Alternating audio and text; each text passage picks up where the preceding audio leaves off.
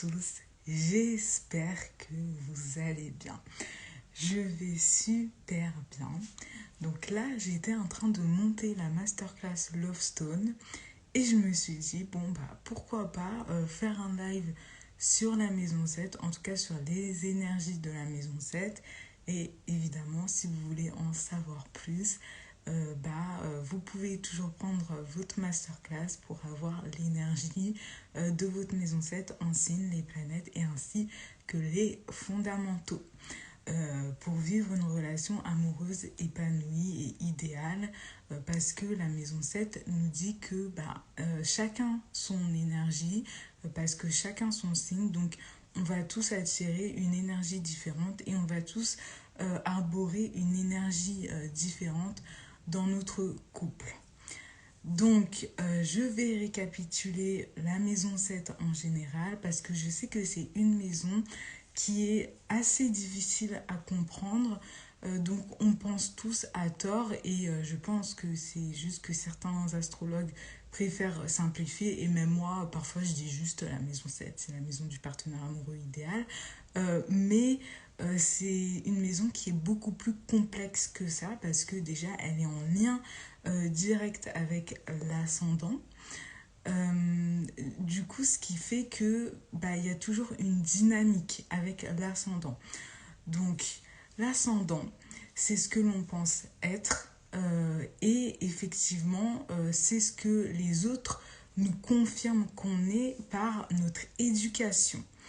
Donc l'ascendant, c'est la première impression, c'est la direction qu'on veut donner à notre vie. Donc là, je le dis de manière très généralisée, mais en tout cas, c'est le corps dans lequel on a décidé de s'incarner.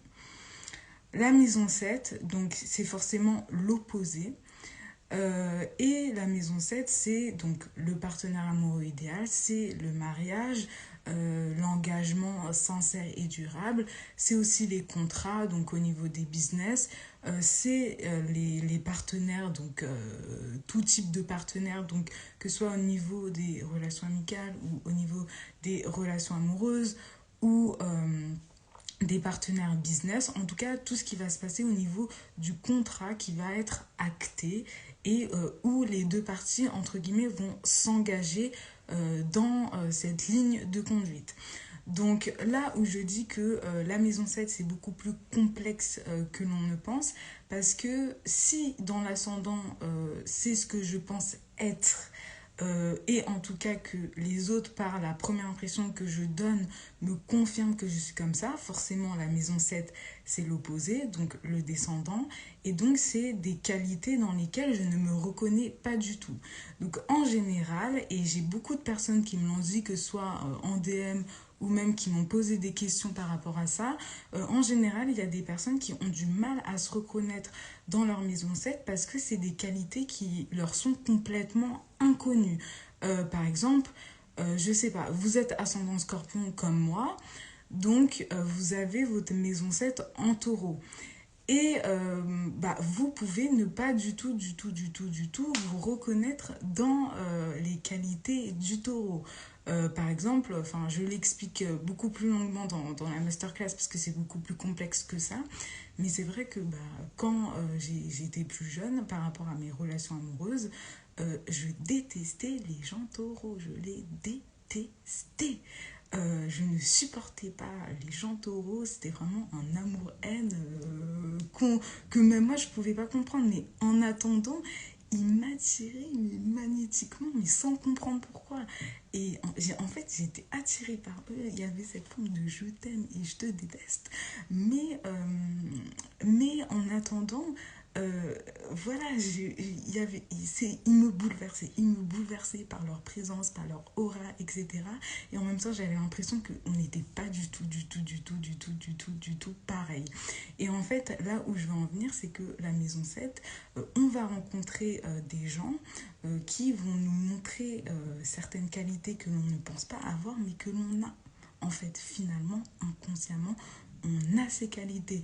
Donc moi qui au départ, plus jeune, je ne me reconnaissais pas du tout dans les qualités du taureau, parce que c'est un territoire inconnu pour moi, et plus j'avance et plus je me reconnais dans ces qualités, et plus quand quelqu'un en face de moi a une énergie taureau, donc ce ne sera pas forcément quelqu'un du signe solaire taureau, mais en tout cas a une énergie taureau,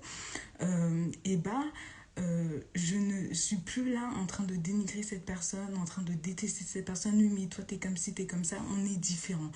Non, je suis plutôt dans un sens où c'est vrai que dans certaines choses, on est opposés, mais aussi on peut être complémentaires. Et donc, la maison 7 c'est ce qu'elle nous apprend. C'est que à travers nos relations, on va rencontrer des personnes qui seront notre miroir.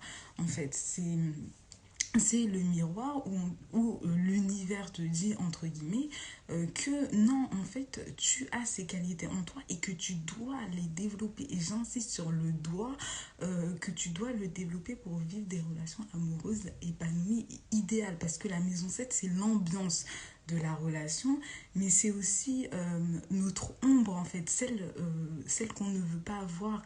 C'est aussi nos peurs amoureuses, c'est aussi nos blocages amoureux.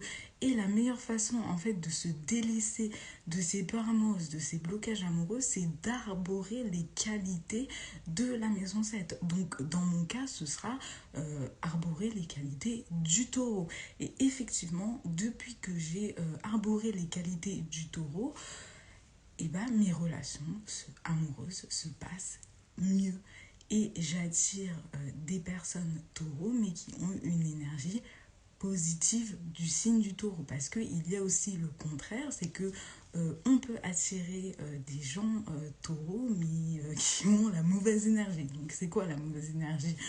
C'est l'ombre du signe, c'est-à-dire quelqu'un de très très très très têtu, quelqu'un de trop trop trop possessif, au lieu d'attirer des gens tout simplement qui nous apportent ce calme, cette stabilité, le fait de nous rassurer, tout ce que l'ascendant scorpion a besoin.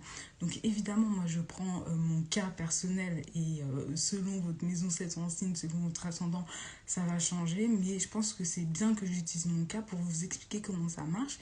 Et effectivement, j'attire pas de hommes absents émotionnellement, j'attire pas des hommes qui ont peur de s'engager, parce que j'arbore les qualités du taureau. J'ai pris conscience que en fait, eux et moi, on n'est pas si opposés que ça, qu'on a des choses à s'apporter à l'un et à l'autre. Et mes relations amoureuses se passent de mieux en mieux, mais de toute façon, ça, je vous l'explique beaucoup plus en détail dans la masterclass Love Stone, sachant qu'elle dure quand même 7 heures, donc du détail, vous en avez. J'ai des choses à dire, je parle beaucoup. Euh, donc voilà, par rapport à la maison 7, donc elle vous dit que si vous voulez attirer votre partenaire amoureux idéal, et je dirais même plus que ça, si vous voulez vivre une relation amoureuse idéale qui est faite pour vous, vous devez apprendre les leçons sur votre chemin par rapport à cette maison 7, donc les prises de conscience, et surtout vous devez commencer à arborer les qualités, mais en dynamique avec votre ascendant. Donc là, c'est ce qui est un peu complexe, c'est que notre ascendant joue aussi un rôle dans nos relations amoureuses. Pourquoi? Parce que quand on date quelqu'un, on donne une première impression à cette personne-là. Et donc forcément, selon cette première impression, la personne va avoir un avis sur nous. Et ce qui est difficile, c'est que nous, on sait que pour avoir des relations amoureuses idéales, il faut avoir les qualités de la maison 7. Mais en attendant, il y a notre ascendant qui est complètement opposé. Donc on donne des qualités opposées. Et le truc, c'est de réussir en fait à mélanger cette dynamique pour attirer des personnes qui sont faites pour nous. Donc je dirais laisser un peu plus de place à ces maisons 7, mais continuer à arborer les qualités positives de son ascendant, parce que c'est une dynamique. On ne dissocie pas l'ascendant du descendant. C'est des choses que vous le voulez ou non, ça va s'appliquer dans votre vie quotidienne. Avec le thème astral, on ne demande pas son avis, c'est-à-dire que vous avez une maison 7, vous allez attirer certains types de partenaires amoureux idéal, et on vous dit que si vous voulez attirer de bons partenaires pour vous, vous devez travailler en fait avec cette dynamique. Donc voilà, moi j'ai une façon de penser qui est un peu unique en mon genre par rapport à tout ce qui est partenaire amoureux idéal, descendant, etc. Et c'est ce que j'explique dans la masterclass. Mais voilà, donc si je dois donner vite fait des ombres, etc. Donc, par exemple, la maison 7 en balance, ce sera l'ombre de la girl next door. La maison 7 en taureau, ce sera l'ombre de la passion amoureuse. Donc, ça veut dire que ce sera des choses dont vous devrez vous délaisser pour vivre des relations amoureuses idéales. Tout simplement. Donc la maison 7 en gémeaux sera l'ombre des trois archétypes. Donc il y a plusieurs trucs auxquels il faudra faire gaffe pour éviter les schémas répétitifs amoureux. Parce que ce qui peut se passer, c'est que vous allez avoir des schémas répétitifs amoureux, pardon, et vous n'allez pas comprendre pourquoi. Et en plus, ce ne sera pas des hommes faits pour vous. Voilà, comme j'ai dit, ce sera des hommes qui ne sont pas prêts à s'engager, ce sera des hommes qui sont absents émotionnellement, ce sera des hommes, je sais pas, qui vous trahiront, qui essaieront d'avoir le contrôle sur vous, etc. Donc, bon, on veut éviter ça. Donc voilà, de toute façon, je remettrai cette masterclass en replay. Mais donc c'est important de comprendre que c'est beaucoup plus complexe que ça. Que oui, ça fait peur. La maison 7 fait peur parce que c'est territoire inconnu. On ne se reconnaît pas du tout dans ses qualités. Mais non, mais par exemple, quelqu'un qui a une maison 7 en verso peut détester les versos. Hein. Donc comme moi, je l'ai dit précédemment. Mais voilà, la maison 7 c'est pourquoi je te marie, mais aussi c'est la raison des divorces, c'est la raison des mariages, c'est pourquoi je te déteste, qu'est-ce qui m'attire magnétiquement chez toi, sans comprendre pourquoi, quelle est l'ambiance de notre relation. On peut aussi, par rapport à la maison 7 savoir un peu à quoi ressemblera notre partenaire amoureux idéal au niveau des caractéristiques.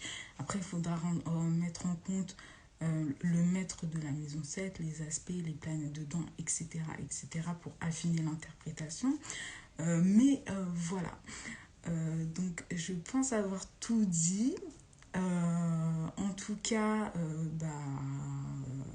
je pense avoir tout dit. Et si vous êtes intéressé pour savoir comment travailler avec cette maison 7, la masterclass Lovestone est toujours disponible.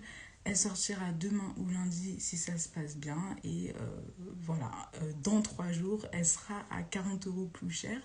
Donc, faites vos jeux. Donc, je vous souhaite une très belle journée malgré ce ciel nuageux et à bientôt.